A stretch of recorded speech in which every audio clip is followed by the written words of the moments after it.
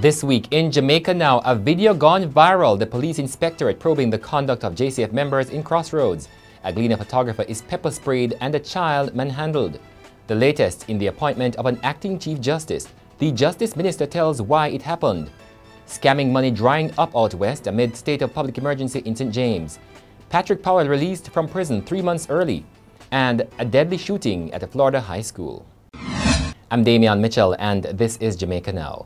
The Inspectorate of the Constabulary is probing an incident involving the questionable conduct of a group of police personnel in Crossroads, Kingston.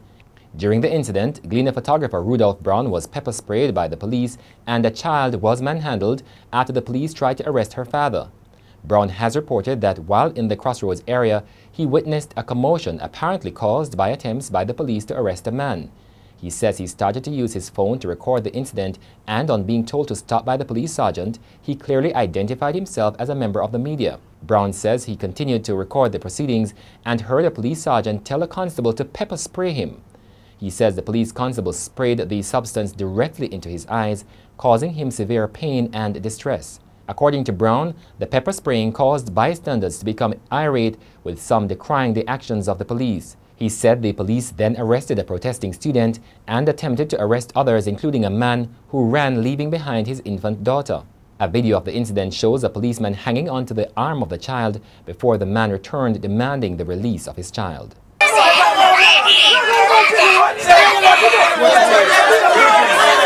The Press Association of Jamaica and the Media Association of Jamaica have condemned the incident.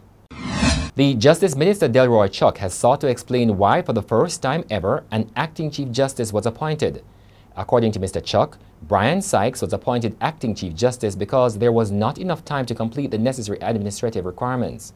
That aside, Chuck has sought to dismiss as an overplay concerns about Holness's reason for placing the Chief Justice on probation. This was what the Prime Minister had said. Actions that brings results, actions that brings results will determine the assumption of the role.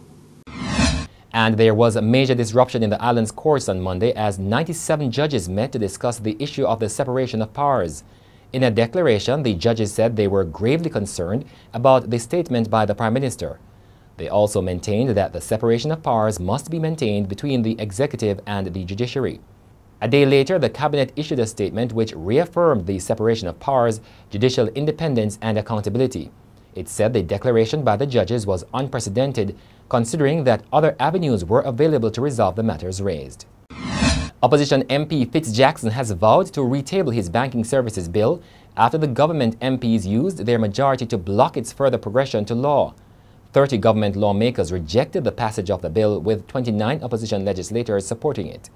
Transport and Mining Minister Mike Henry was absent, while the opposition's Denise Daly, the St. Catherine East Member of Parliament, did not show up. Before the vote, Finance Minister Audley Shaw urged Fitz Jackson to withdraw the measure and work with the government in developing a framework to address the concerns he raised. The police are reporting a significant reduction in the lottery scamming out west amid the state of public emergency in St. James.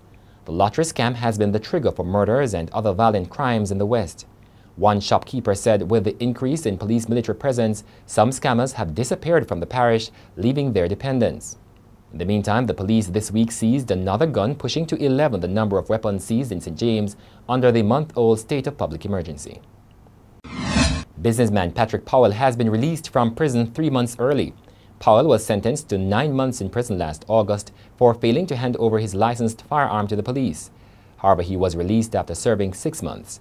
Joyce Stone, the Deputy Commissioner for Custodial Services at the Department of Correctional Services, said a third of the sentence for a first-time offender is set aside as remission for good behavior. Powell had failed to provide investigators with his licensed firearm for inspection in connection with the murder of schoolboy Kajil Mays. Overseas, 19-year-old Nikolas Cruz has been denied bail in connection with a shooting at a Florida high school on Wednesday that left 17 people dead. He briefly appeared in a Florida court Thursday to answer to 17 counts of first-degree murder. Cruz legally purchased the AR-15 rifle used in the assault at the Marjorie Stoneman Douglas High School.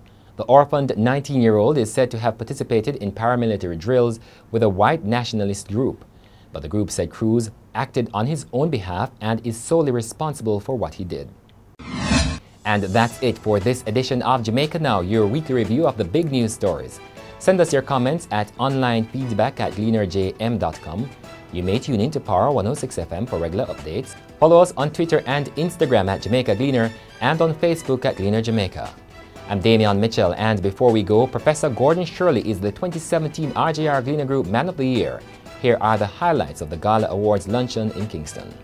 Miss Gloria Henry, President of the Business Process Industry Association of Jamaica, a voluntary service. And our awardee is Rise Life Management.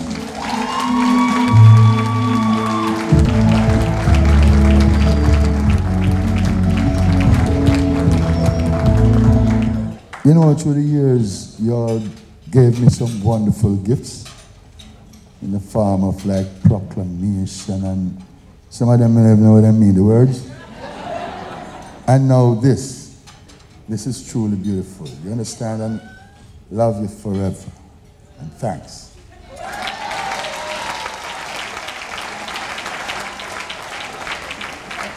I'm gonna look too bad now this. The Jamaica Moves campaign, the National Library of Jamaica.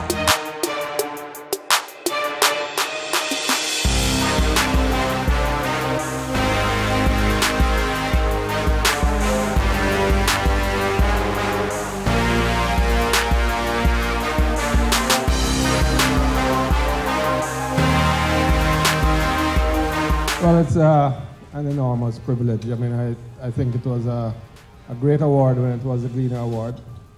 And it's an even greater award now that it is the RJR Gleaner Award. I think the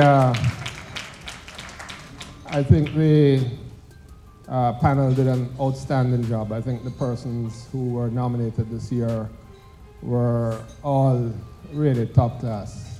A lot of the things that would have contributed to the panel thinking of me really is the work of an outstanding group of people that I work with. If you work with good people, you're going to get good results. And this is what I think has happened in my case.